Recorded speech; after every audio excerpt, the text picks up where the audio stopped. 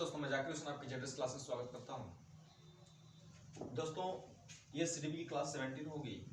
लगभग जो है मैंने हर टॉपिक को पढ़ा दिया है। आज हम पढ़ेंगे कि बच्चों के अंतर्गत जो है कैसे सीखते हैं, है ना। अर्थात बच्चों में सोचना और सीखना, ये हमारी टॉपिक होगी। टॉपिक ये है कि बच्चों में सोचना एवं सीखना, कि बच्चे कैसे सोचते हैं और कैसे सीखते हैं, उसके बारे में जो है हम पढ़ेंगे।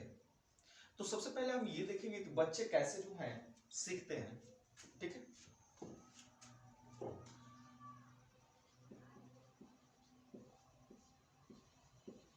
बच्चे कैसे सीखते हैं, ये पहला हमारा प्रश्न बस बन रहा है कि बच्चे जो होते हैं कैसे सीखते हैं। ठीक ना। अब देखिए, हम जानते हैं कि जो सोचने की क्रिया होती है वह एक प्रकार की कुछ मानसिक प्रक्रिया है। सोचना जो होती है एक कुछ प्रकार की मानसिक क्रिया है जो ज्ञान को संगठित करती है। ठीक ना। हम कह सकते हैं कि सोचना एक उच्च प्रक्रिया है जो ज्ञान को संगठित बनाती है।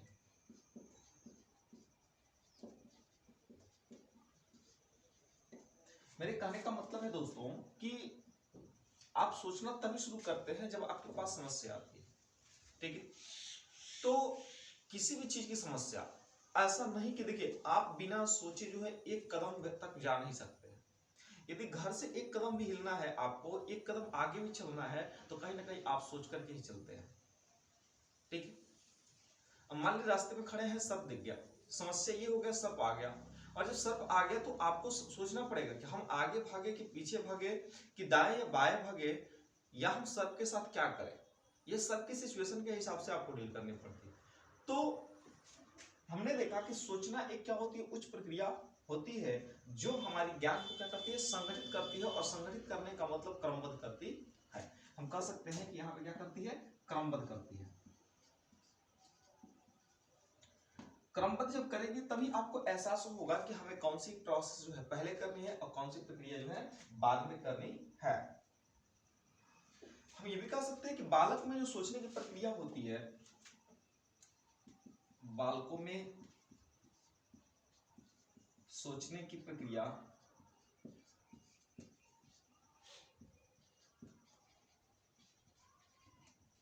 एक निश्चित क्रम में होता है।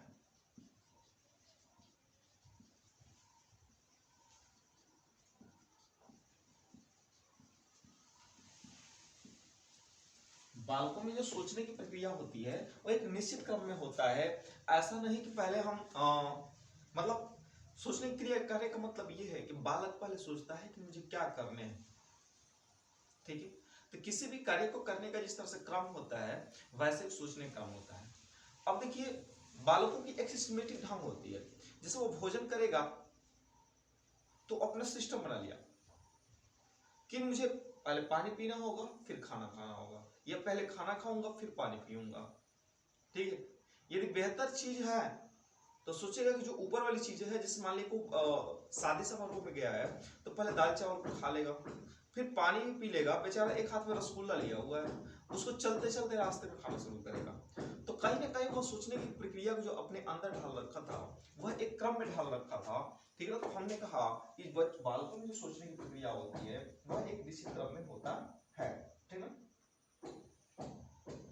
अब देखेंगे कि बालकों में सोचने की प्रक्रिया, बालकों में सोचने की प्रक्रिया, आइए पढ़ते हैं बालकों में सोचने की प्रक्रिया क्या है।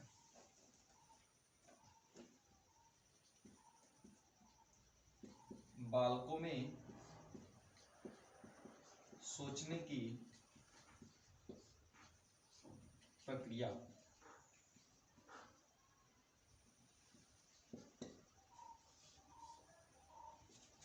प्रोसेसिंग ऑफ थिंकिंग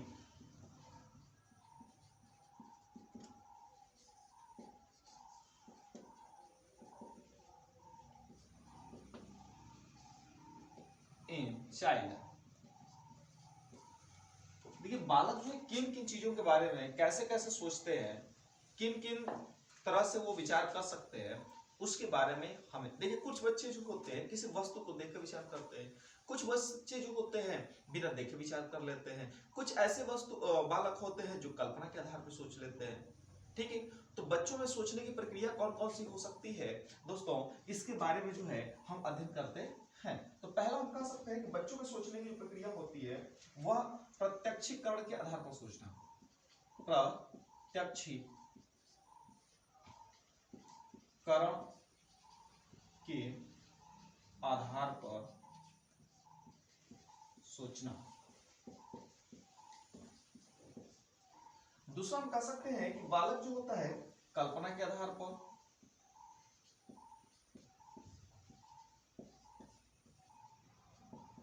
कल्पना के आधार पर सोचना। तीसरा हम कह सकते हैं प्रत्ययों के आधार पर,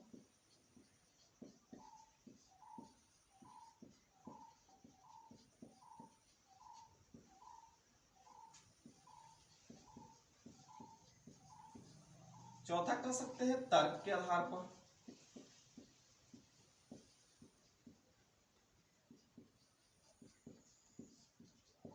पांचवा पॉइंट आप कह सकते हैं अनुभव के आधार पर,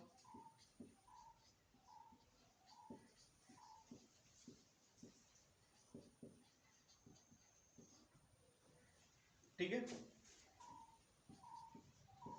छठा पॉइंट हम ले सकते हैं इसमें दोस्तों, छठा पॉइंट एक और ले सकते हैं आपका रुचि और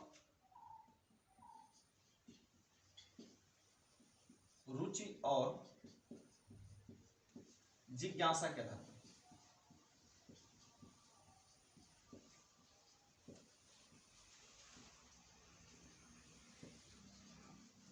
और एक टॉपिक मैं और कह सकता हूं 7 नंबर में अनुकरण के आधार पर।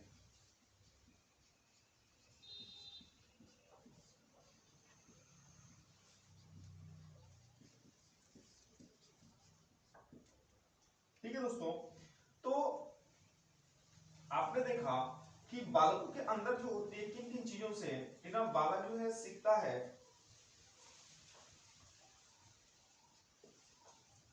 पहली जो चीज है प्रत्यक्षीकरण के आधार पर, ठीक है, सीखने की। यदि वस्तु जो है उसके सामने रखी गई है, ठीक है, उनकी हरकत है। अब मान लीजिए कि एक बालक जो है एक मोर को देख रहा है। अब मोर को देख रहा है तो मोर उसके सामने है, प्रत्यक्षीकरण है। मोर नाच रही है, पंखों को उठा रही है, ये भी देख रहा है। देख रहा है कि मोर के पैर काले हैं, ये भी देख रहा है। तो प्रत्यक्षण के आधार पर उसने क्या किया, सोचना शुरू कर दिया कि इसके पंखों को उठा रही है, क्या कर रही है, नाच रही है। कल्पना के आधार पर उसने कल्पना कर लिया, ठीक है, उसको कोई बता दिया, ठीक है, कि भगवान बहुत सुंदर है। वह कल्पना कर रहा है भगवान बहुत सुंदर है, तो कहीं ना कहीं दूसरे को देखा होगा कि ये तो सुंदर इंसान है। हो सकता है भगवान कहीं वैसा ही ना हो, उसकी सुंदरता वैसे ही क्यों ना मिलती हो। तर्क के आधार पर, प्रत्यय के आधार पर, अनुभव के आधार पर, बहुत सी चीजें ऐसी है कि अनुभव के आधार पर। मान लीजिए कि पिताजी जो है, बालक के पिताजी, वह बालक देख रहा है कि पिताजी जो है गमछे में कुछ करके पीठ पे रखे हुए हैं, चले आ रहे हैं, ठीक है। तो वह एक दिन देख लेगा पिताजी बार बार जो है लेकर के आते हैं, और जब वो खोलते हैं तो कुछ ना कुछ उसमें से निकलता है। तो 2-4 दिन बाद जो है बालक से पूछा जाए कि क्या है, तो वो समझ जाएगा पिताजी कुछ ना कुछ क्या कर रहे हैं, लेकर के आ रहे हैं। मतलब उसको अनुभव हो गया कि वैसे किए हैं तो मतलब कुछ ना कुछ लेकर के आएंगे। रुचि होगी, जब जिज्ञासा होगी बालक के अंदर, तब भी जो होगा वह बालक कुछ ना कुछ क्या करेगा, सीखेगा, मतलब जानने की कोशिश करेगा, सोचने की प्रक्रिया करेगा। और अनुकरण के आधार पर फिर क्या करता है, सोचने की प्रक्रिया जो होती है बालकों के अंदर क्या होती है दोस्तों, पाई जाती है। तो आपसे क्वेश्चन ये आ सकता है कि ये बताइए बालकों में सोचने की प्रक्रिया, ठीक ना, होती है किस बेस पर होती है, कैसे होती है। तो आप बता सकते हैं प्रत्यक्षीकरण, कल्पना, प्रत्यय, तर्क, अनुभव, रुचि, अनुकरण। हो सकता है कि 3 दे दे ऑप्शन, और लास्ट में दे सकता है कि सभी पर। तो आपको तो बताना ही पड़ेगा सभी को। तो इस प्रकार से जो है आपने देख लिया कि बालक के अंतर्गत जो होती है कैसे सीखने की या सॉरी सोचने की प्रक्रिया जो होती है प्रारंभ हो जाती है। अब देखिए क्या हमें बालकों को यदि सोचने के लिए हमें क्या क्या करने चाहिए, ठीक है ना। हम इसमें देखेंगे कि बालकों में सोचने की योग्यता को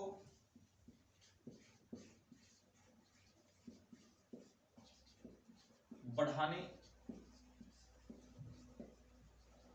हेतु आवश्यक कदम।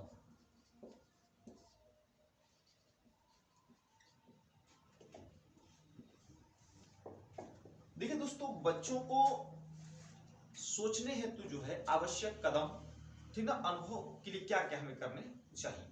अब देखिए एक खेल होता था, ठीक ना, लगभग जो है क्षेत्रों में क्षेत्रीय खेल था। जिससे क्या होता था कि चार बच्चे जो है बैठ जाते थे और क्या करते थे, वो उड़ाते थे, चिड़िया उड़ तोता उड़, ठीक। अब उसी में उड़ने वाला जो था उड़ जाता था और जो नहीं उड़ने वाला था, जैसे मान लिया गधा उड़, तो अब गधे को उड़ा रहा है तो गधा तो उड़ता है नहीं। अब जिसने हाथ को ऊपर किया उसने पकड़ लिया, अब उसको पकड़ गया तो उसके आंख को बंद किया और उसको पीठ पे धप्पा मारे। तो धप्पा मारे 4-5 लोगों ने, जब धप्पा 4-5 लोगों ने मारे तो उनमें देखा गया उस बच्चे को अनुभव करना होता था, उसको सोचना पड़ता था कि आखिर पीठ पे मारा कौन है। यह प्रक्रिया जो है तब तक चलती रहती थी जब तक कोई जो है, जब तक वो सच को बता नहीं देता था। तो कहीं ना कहीं बालकों में सोचने की योग्यता बढ़ाने के लिए हमें क्या क्या करना पड़ता है, इसके बारे में हम समझे। तो पहला हम कह सकते हैं यहाँ पे कि बालकों को सोचने के लिए पहला हमारा ये टॉपिक होगा कि बालकों को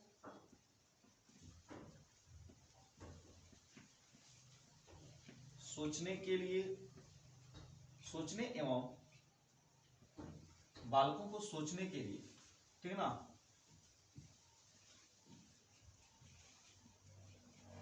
प्रेरित करना चाहिए। प्रेरित वाचनों, बालकों को सोचने के लिए प्रोत्साहित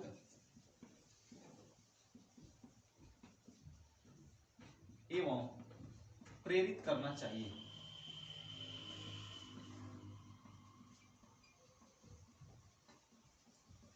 अब देखिए दोस्तों, बालकों को हमेशा हमें सोचने के प्रति क्या करना चाहिए, प्रोत्साहित करना चाहिए।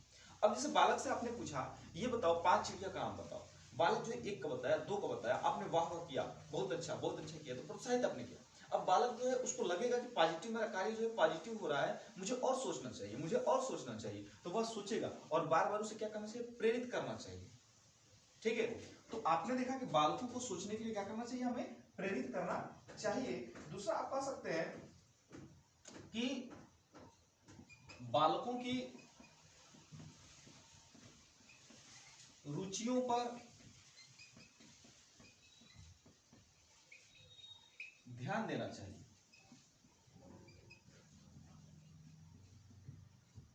ठीक है।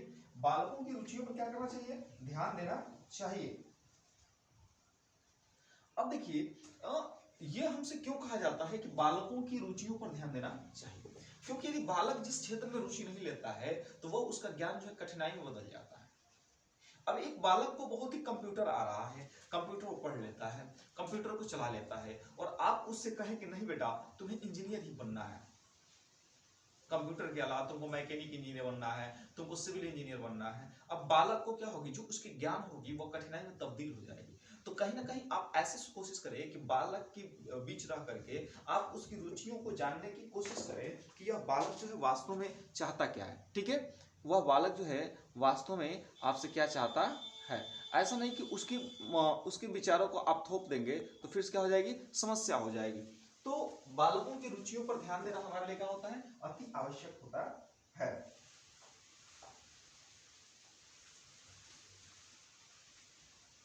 अब देखिए तीसरी पॉइंट आप कह सकते हैं कि बालकों को उम्र के अनुसार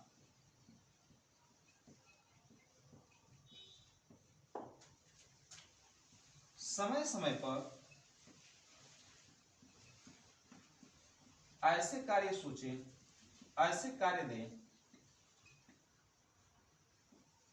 जो अपने उत्तरदायित्व को समझ सके एवं मतलब जिम्मेदारी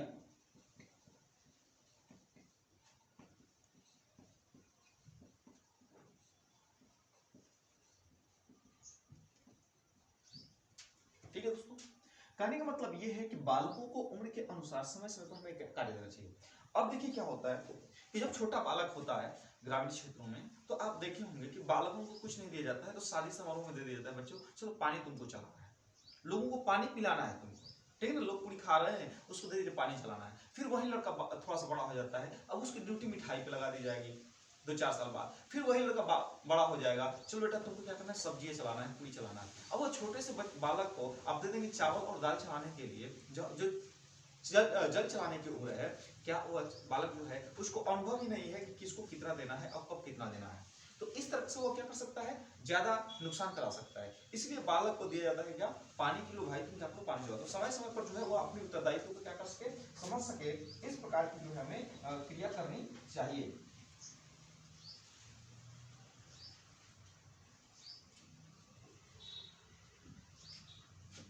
अब हम एक और टॉपिक कह सकते हैं कि चौथी टॉपिक कह सकते हैं कि तर्क एवं वाद विवाद पर, तर्क एवं वाद विवाद पर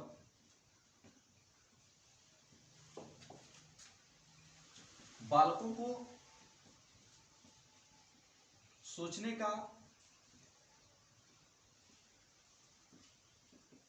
अवसर प्रदान करना चाहिए।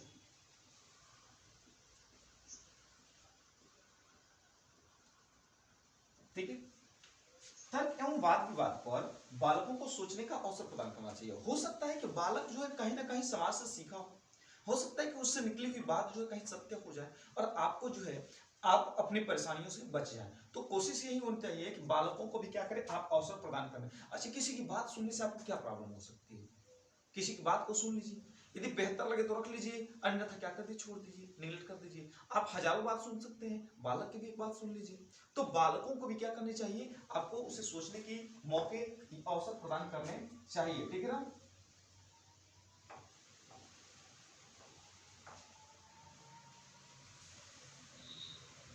तो आपने देखिए दोस्तों कि बालक जो है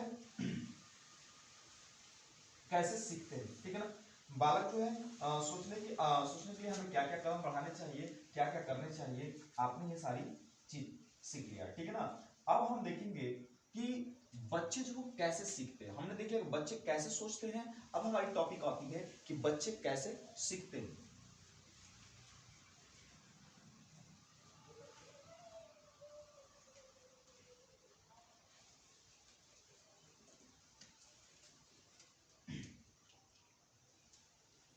बच्चे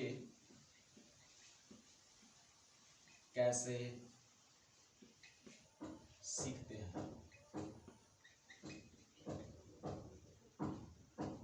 ठीक है। हाउ टू चाइल्ड लर्न, ठीक है ना, हाउ डू चाइल्ड लर्न।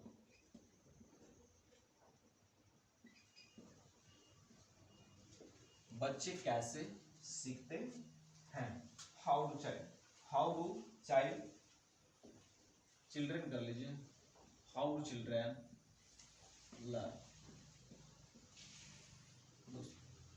एक बालक जो है कैसे सीखता है, तो मनोवैज्ञानिकों ने अपने अपने मत को क्या किया, प्रस्तुत किया कि बालक जो है कैसे सीख सकता है। बालक जो किस वस्तुओं को बिगाड़ करके सीख सकता है, अनुकरण करके सीख सकता है, ठीक है ना, देख करके सीख सकता है, ठीक है, अनुभव के आधार पर सीख सकता है।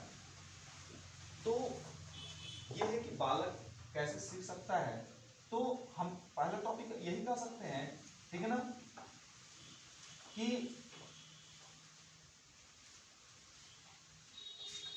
सीखना एक क्या है, हम कह सकते हैं कि सीखना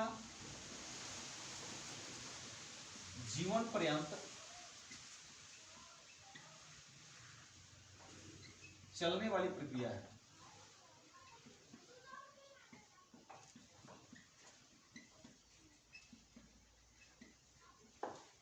ठीक ना, जिससे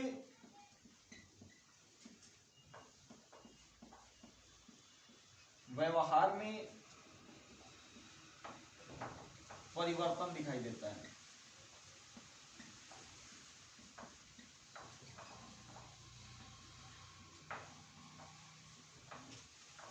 सीखना जीवन पर्यंत चलने में क्या है, प्रोसेस है, जिससे व्यवहार में क्या होता है, परिवर्तन होता है। ठीक है ना।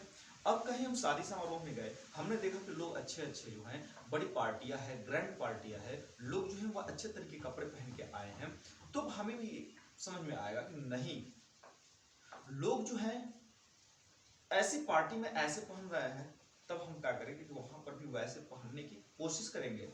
फिर हम देखते हैं कि मृत्यु में लोग जो हैं हंसते नहीं हैं, मृत्यु में लोग जो है नॉर्मली जो है अपने वस्त्र धारण करते हैं, लोग जो हैं ज्यादातर जो होते हैं लोगों से गपशप बातें नहीं करते हैं, इधर उधर की बातें नहीं करते हैं। तो जो बालक वहां पहुंचेगा वह लोगों की मायूसियों को देखेगा, तो उसके अंदर भी जो होगी उस चीज की भावना आएगी कि लोग आखिर हंस क्यों नहीं रहे हैं, लोग जो है फालतू की बातें क्यों नहीं कर रहे हैं, तो वह भी जो है अपने अंदर उसको ढालने की कोशिश करेगा। तो सीखना क्या होती है, जीवन पर्यंत चलने वाली प्रक्रिया होती है, जिससे व्यवहार में क्या देखने को मिलता है, परिवर्तन देखने को मिलता है। अब हमारे मनोवैज्ञानिक है फ्रेंडसन,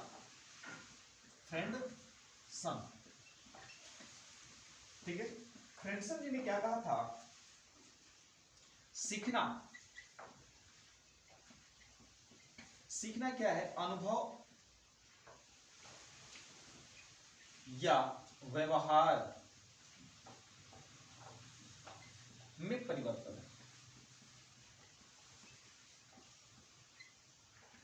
ये कहे फ्रेंडसन भैया ने क्या कहा दिया था कि जो सीखने की कला होती है, जो लर्निंग होती है, वो हमारी अनुभव में एंड व्यवहार जो बिहेव है उसमें क्या करता है, परिवर्तन करता है। जैसा हम सीख रखते हैं वही हमारे व्यवहार में परिवर्तन रखेगा। ठीक है ना। यदि हम बर्बाद लोगों के बीच में रहते हैं, यदि हम निगेटिव लोगों के बीच में रहते हैं, तो हमारे अंदर भी निगेटिविटी आती है और वही हमारे व्यवहार में क्या करता है, परिवर्तन लाता है। ठीक है ना।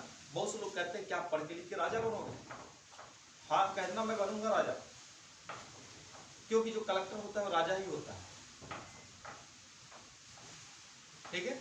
और पढ़ लिख करके लोग राजा ही बनते हैं, डीएम जो बन रहा है राजा ही बन रहा है, पूरे डिस्ट्रिक्ट को चला रहा है। ठीक है। तो ये सारी चीजें जो होती है फ्रेंडसन ने बता दिया।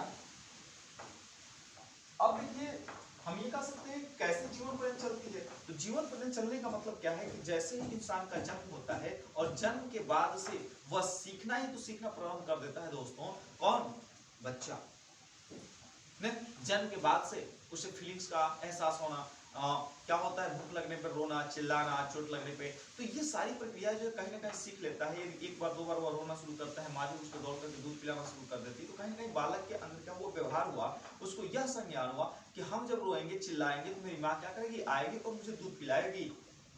ठीक है। तो ये सारी चीजें जो होती है उस बालक के अंदर जन्म से ही परिवर्तन हो जाती है और उसे हमें क्या होता है देखने में, उसको उसके ज्ञान में और उसके व्यवहार में क्या होती है, देखने में परिवर्तन मिलने लगती है कि बालक कैसे परिवर्तित हो रहा है। ठीक है ना।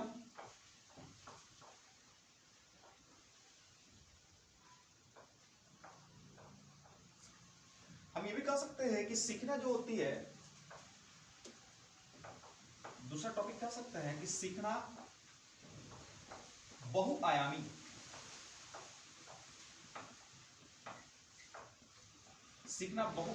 एवं जटिल प्रक्रिया है।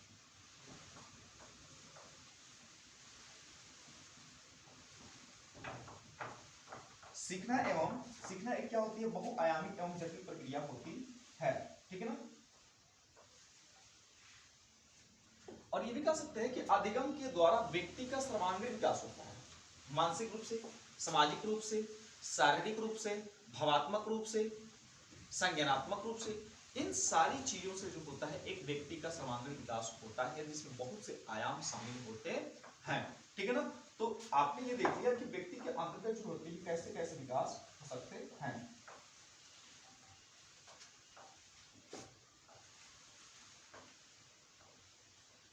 देखिए एक और वैज्ञानिक आए, मनोवैज्ञानिक गेट्स। उन्होंने कहा कि अनुभव द्वारा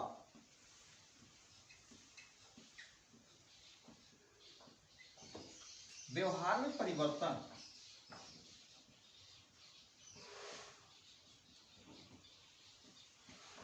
अनुभव द्वारा व्यवहार में परिवर्तन ही अधिगम है। ये किसने कहा दिया? गेट्स साहब ने कहा दिया। ये फ्रेंडसन ने कहा कि सीखना अनुभव या व्यवहार में परिवर्तन करता है, लेकिन गेट्स साहब ने कहा कि अनुभव द्वारा व्यवहार में परिवर्तन, अनुभव के द्वारा व्यवहार में परिवर्तन।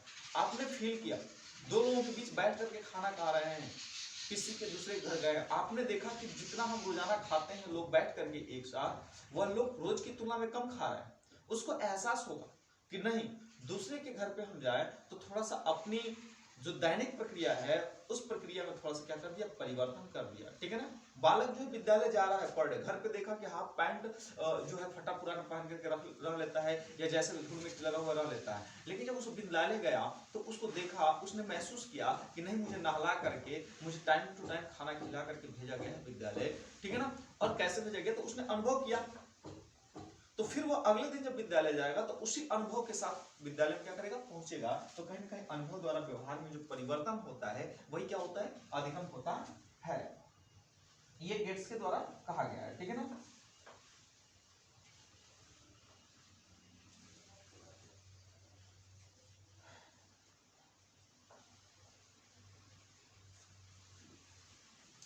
उसके लिए जो है तो क्रो एंड क्रो से हम मानने वाले कहां थे, क्रो एंड क्रो के अनुसार एक परिभाषा आती है, आप देख सकते हैं। Crow and Crow, Crow and Crow ji ने क्या कहा कि सीखना, सीखना आदतों, सीखना आदतों व सीखना आदतों कामा ज्ञान, सीखना आदतों कामा ज्ञान एवं सीखना आदतों कामा ज्ञान एवं अभिवृत्तियों एवं अभिवृत्तियों का अर्जन है। सीखना आदतों, ज्ञान एवं अभिवृत्ति का क्या होता है, अर्जन होता है। ये बताने वाले मनोवैज्ञानिक जो हैं वो कौन है, क्रो एंड क्रो साहब है।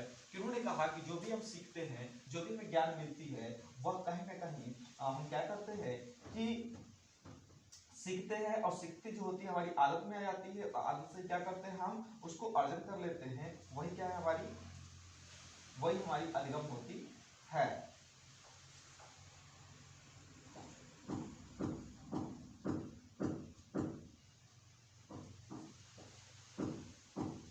अब देखिए ये भी कहा जा सकता है कि अधिगम या सीखने की प्रक्रिया का सबसे महत्वपूर्ण पहलू क्या हो सकता है कि अधिगम की, अधिगम की सबसे महत्वपूर्ण पहलू क्या हो सकती है, हमें कैसे पता चलेगा कि हमारे अंदर अधिगम हो रहा है। तो हम अर्थ निकालना, किसी चीज का देख करके अर्थ निकाल सकते हैं, सोच सकते हैं, अमूर्त चीजों के बारे में कल्पना कर सकते हैं। ठीक है। अब कह दिया जाए कि एक बालक को कह दिया जाए कि आपको बस से चलना है, तो बालक के सामने बस नहीं है, लेकिन यदि बालक बस से यात्रा किया हुआ एक दो बार, तो उस वो बालक से आपने कहा कि मुझे बस से चलना है, तो वो सारी चीजें बता देगा कि बस से जाते समय जो होती है, शहरें पड़ती हैं, मिठाई की दुकानें होती हैं, बस तेजी से चलती है, या कोई चीज आता है तो वह हॉर्न का भी यूज करती है। ये जो है बालक जो है अमुक चीजों पे भी क्या करता है, ध्यान देना, कल्पना कर सकता है। तो आपने देखा कि सीखना जो है कई चीजों पर क्या कर रहा है, निर्धारित कर रहा है। अब हम देखेंगे दोस्तों बच्चों में सीखने के नियम अथवा सिद्धांत, बच्चों में सीखने के नियम एवं सिद्धांत।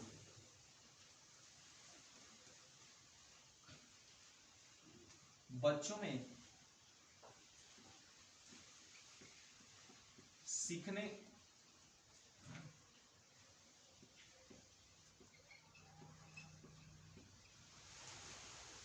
के नियम एवं सिद्धांत।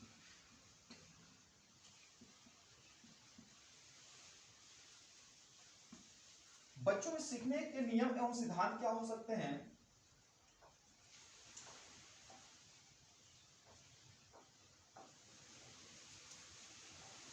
बता सकते हैं लॉज और theory,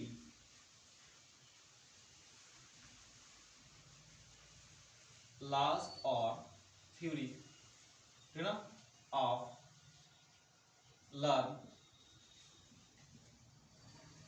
in children,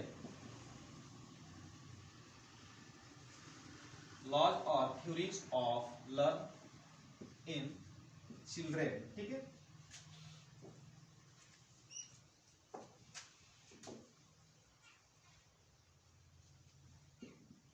learning in children ये होता है। तो बच्चों में सीखने के नियम कौन कौन से होते हैं? बच्चों के सीखने के नियम एवं सिद्धांत क्या क्या हो सकते हैं या सिद्धांत क्या क्या हो सकते हैं? तो बहुत से बच्चे जो होते हैं निरंतरता होती है, बहुत के अंदर बालक के अंदर तत्परता होती है, बहुत से बालक जो होते हैं ऐसे तत्परता के साथ सीख लेते हैं, निरंतरता के साथ सीख लेते हैं, या आप कह सकते हैं कि सीखने का प्रवलन सिद्धांत उद्दीपक के प्रक्रिया के माध्यम से सीख लेते हैं। तो बालकों के अंतर्गत जो होती है ये सारी सीखने की प्रवृत्ति पाई जाती है। तो हम देख सकते हैं इसमें कि कैसे कैसे जो है, जैसे हम कह सकते हैं बालकों में सीखने का जो नियम है, एक तो आता है तत्परता का नियम, तत्परता का नियम, ठीक है। दूसरा आप कह सकते हैं अभ्यास का नियम,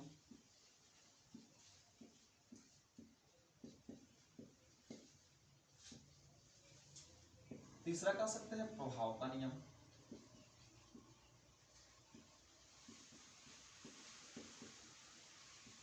ठीक है, प्रभाव का नियम। ये तीनों नियम को देने वाले कौन हैं? मनोवैज्ञानिक। तीन नियम है, तत्परता का, अभ्यास का और प्रभाव का नियम। इन तीनों नियम को प्रतिपादन करने वाले जो मनोवैज्ञानिक है वो मनोवैज्ञानिक हमारे थॉर्नडाइक साहब, थॉर्नडाइक।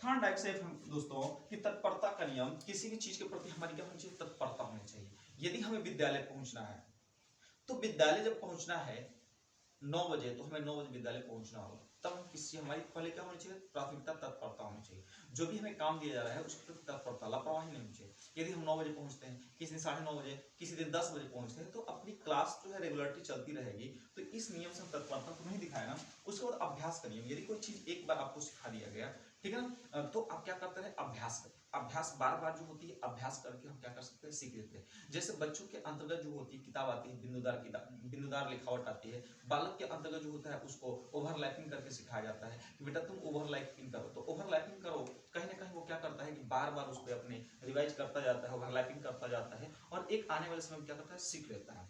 जैसे मान लीजिए कि आप ही हैं, जैसे आपको दे दिया जाए कंप्यूटर, ही कंप्यूटर में डाटा एंट्री कर दिया जाए या एक्सेल दे दिया जाए, ये जो भी दे दिया जाए आपको, ठीक है, तो आप यदि मान लीजिए कंप्यूटर को थ्योरी और लैब आपने सीख लिया कहीं जाकर के, और उसकी प्रोसेस को मैंने आपने छोड़ दिया साल, 1.5 साल, 2 साल के लिए, तो फिर कहा जाए कि आप ये प्रोसेस करें तो नहीं कर पाएंगे। तो कहीं ना कहीं कि अभ्यास जो होती है, अभ्यास का नियम जरूरी होता है। आपको मैथ का सूत्र होता है, बार बार जब तक सूत्र का यूज करते रहते हैं तब तक आपको याद रहती है, और जैसे ही आपने उस सूत्र का यूज करना छोड़ दिया तब वैसे क्या होते हैं? भूल जाते हैं। तो तत्परता और प्रभाव का नियम, और प्रभाव का नियम क्या होता है? जैसे क्या होता है कि हम किसी कार्य को कर रहे हैं और उसका रिजल्ट पॉजिटिव निकल रहा है। आपने क्या किया कि आप एग्जाम दे रहे हैं, आप एग्जाम देने के बाद जो है आपका रिजल्ट पॉजिटिव निकल रहा है, आप पास हो जाते हैं, फिर दूसरा दिए फिर पास हो गए, फिर तीसरा दिए पास। तो प्रभाव का नियम, यदि आप एग्जाम देते हैं और उसका रिजल्ट संतुष्टिकरण आपको प्रदान करता है, आपका रिजल्ट आपको संतुष्टिकरण देता है, तो कहीं ना कहीं जो होगा इससे ये लाभ मिलेगा कि आप उस क्रिया को और जो है मन लगा करके करेंगे और उसमें प्रभाव दिखेगा। तो ये थॉर्नडाइक साहब ने कहा था कि तत्परता का नियम, अभ्यास का नियम और प्रभाव का नियम, ये कौन दिया था? थॉर्नडाइक साहब ने दिया था, ठीक है।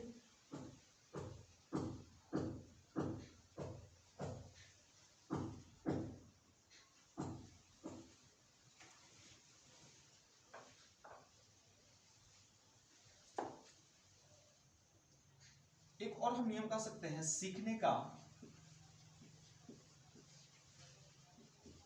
प्रबलन नियम या सिद्धांत, है ना। ये जो नियम की दिए थे, यह अमेरिकी वैज्ञानिक है, अमेरिकी वैज्ञानिक मनोवैज्ञानिक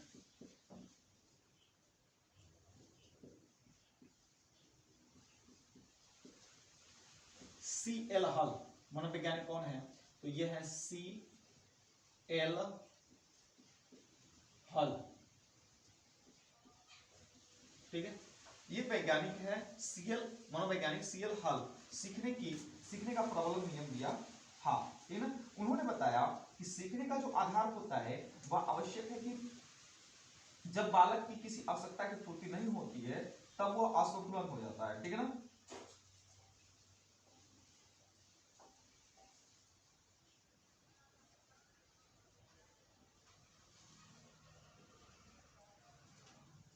देखिए प्रबलन को हम थोड़ा सा समझते हैं।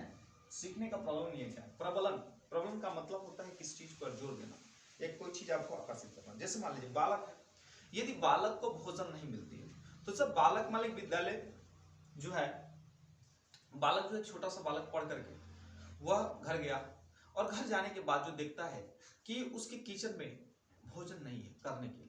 जब भोजन करने के लिए नहीं है तो उसका मानसिक क्या हो गया? असंतुलित हो गया। क्योंकि घर से वो सोचा था कि मैं क्या करूंगा, सॉरी विद्यालय सोचा था कि मैं जाऊंगा घर पे भोजन करूंगा, 3 3:30 हो रहा है। तो जैसे ही पहुंचता है किचन में देखता है कि भोजन तो है ही नहीं, और अब वो क्या हो गया? असंतुलित हो गया। जब असंतुलित होगा तो असंतुलित को संतुलित करने के लिए उसे एक चीज बार बार प्रेरित करेगी और वह क्रिया क्या होगी? भोजन को प्राप्त करना, ठीक है ना। तो भोजन जो है उसको बार बार प्रेरित कर रहा है कि भाई तुम कहीं से कहीं क्या करो, मतलब भोजन कहीं से प्राप्त करो। मतलब पेट भी जो है, पेट में चुभन महसूस हो रही है, पेट के अंतर्गत जो है दर्द होना शुरू हो गया है, तो बालक जो है कहीं से न कहीं भोजन से क्या करेगा? प्राप्त करेगा। और यही जो चीज कहलाएगी क्या? प्रबलन। तो प्रबलन जो कर रही है वो क्या कर रही है? भोज, है ना, भोजन, है ना।